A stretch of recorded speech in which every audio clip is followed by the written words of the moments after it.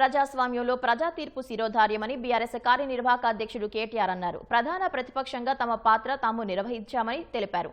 ప్రజా సమస్యలపై తమ పోరాటం కొనసాగుతుందని కేటీఆర్ స్పష్టం చేశారు.